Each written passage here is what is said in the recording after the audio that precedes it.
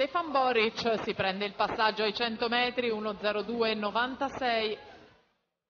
Davanti a Filippo Guidolin e Diego Andreoni, 1:04,03, 1:04,86.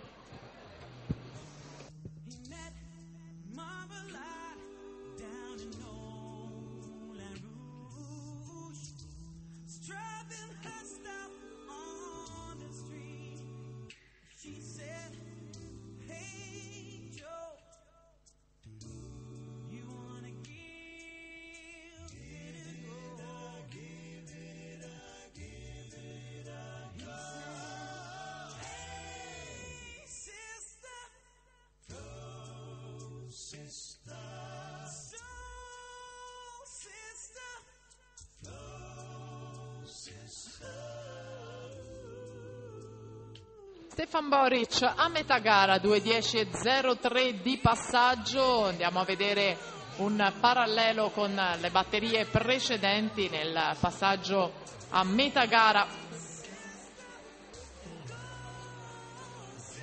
Passaggio decisamente più veloce rispetto al 2:17,64 di Di Staso e al 2:16,49 di Fabri Corsarini, che è il passaggio più veloce nelle batterie precedenti, quindi grazie a Sightland possiamo fare questo confronto virtuale con le batterie precedenti. Siamo ai 250, tra poco la virata ai 3/4 gara e andiamo a presentare gli atleti della Serie 2 ragazzi pronti alla partenza. Riccardo Santolin, Veneto Banca Montebelluna in 1, Alessandro Franceschin, Polisportiva Noale in 2, in corsia 3 Alberto Palazzi, Milano Nuoto in 4, Cristian Ferraro, Veneto Banca Montebelluna. In corsia 5 Federico Del Pup, Ginnasium Pordenone, in 6 Lorenzo Bernicchi, Tirrenica Nuoto. Tanto Boric 3:18,75, segue Guidolin a 6 secondi e 78. Ai 300 metri Vendrame in terza posizione a oltre 10 secondi di distacco, dunque Stefan Boric da tenere in considerazione anche nelle prossime batterie per quanto riguarda la classifica generale.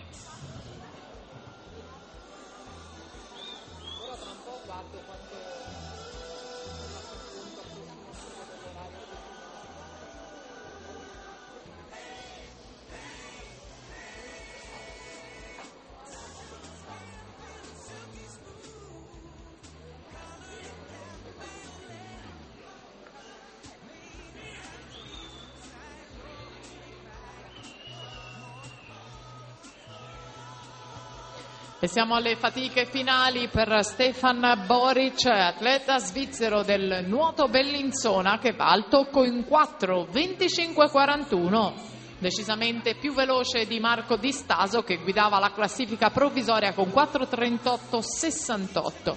È secondo in questa batteria Guidolin, 4:37,34, Vendrame 4:39,16. Ufficioso il risultato con Stefan Boric che va al comando della classifica generale. Quando